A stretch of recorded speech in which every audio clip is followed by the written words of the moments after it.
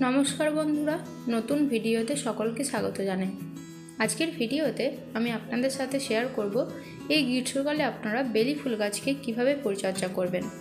এই টাইমে আপনারা কি পরিচর্যা করলে গাছগুলির মধ্যে প্রচুর পরিমাণে ফুল পাবেন, আজকের এই ভিডিওতে আমি আপনাদের সাথে শেয়ার করব। এই টাইমে আপনারা কি সার দেবেন, আজকে আমি আপনাদেরকে যেই ঘরোয়া সারটি দেখাবো সেই সারটা আপনাদের সকলের ঘরে আছে, আপনারা সেই সারটি না জানতে ফেলে দেন। গাছের যদি গ্রোথ ভালো নেই, পাতার যদি এই ধরনের সমস্যা দেখা দিচ্ছে বা গাছগুলির মধ্যে ফুল কম আসছে, কুড়ি ঝরে পড়ছে, তাহলে আপনারা কি করবেন।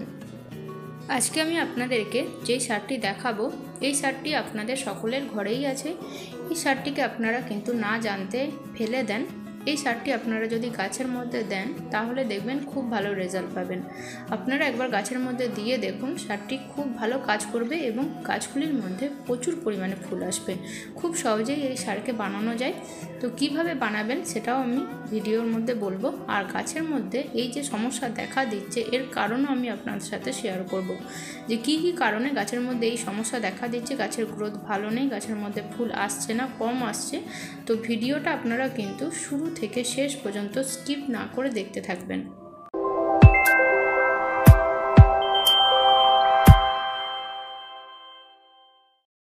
বন্ধুরা, এই বেলি ফুল গাছ থেকে আপনারা এই গ্রীষ্মকালে প্রচুর পরিমাণে ফুল পাবেন। গাছগুলিকে যদি আপনারা ঠিকঠাকভাবে পরিচর্যা করতে পারেন তাহলে কিন্তু গাছের মধ্যে প্রচুর পরিমাণে ফুল ফুটবে। যেসব গাছের গ্রোথ ভালো নেই, গাছের মধ্যে ফুল কম ফুটছে বা কুড়ি ঝরে পড়ছে, সেই সকল গাছ তার প্রয়োজন অনুযায়ী সার পাচ্ছে না, সেই কারণে কিন্তু গাছের মধ্যে ফুল কম আসছে বা কুড়ি ঝরে পড়ছে বা গাছের গ্রোথ ভালো নেই। তো আপনারা সবার প্রথমেই কি করবেন, গাছের প্রয়োজন অনুযায়ী গাছগুলিতে সার দিতে থাকবেন, তাহলে কিন্তু আপনারা ফুল পাবেন। আর কুড়ি ঝরে পড়ার কারণ হচ্ছে, যদি গাছের মধ্যে কুড়ি আসছে আর ঝরে যদি পড়ে যায় তাহলে আপনাদেরকে দেখতে হবে গাছ তার প্রয়োজন অনুযায়ী জল পাচ্ছে কিনা। যদি ধরুন এখন যেহেতু গ্রীষ্মকাল, গাছ যদি তার প্রয়োজন অনুযায়ী জল না পায় তাহলে কিন্তু অনেক সময় কুড়ি ঝরে পড়ে। তো আপনারা সেই বিষয়টা লক্ষ্য রাখবেন যে গাছ তার প্রয়োজন অনুযায়ী জল পাচ্ছে কিনা। গাছের মাটি সব সময় অল্প ময়েস্ট রাখবেন যখন গাছগুলিতে ফুল বা কুড়ি থাকবে।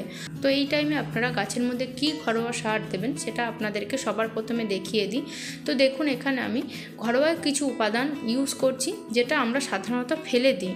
এই জলগুলো আমি না ফেলে আমি কিন্তু গাছের মধ্যে দিয়ে থাকি। যেরকম দেখুন, এখানে আমি চাল ধোয়া জল, এই জলটা আমি কিন্তু ফেলি না। এই জলটা আমি একটা বালতির মধ্যে স্টোর করে রাখি। এই জলটা এরপর আমি গাছের মধ্যে ইউজ করব।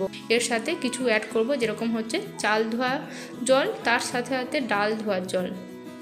সব ধরনের ডাল ধোয়া জল যেটা আমরা সাধারণত ফেলে দিই, সেই জলটা আপনারা কিন্তু গাছের মধ্যে অবশ্যই দেবেন।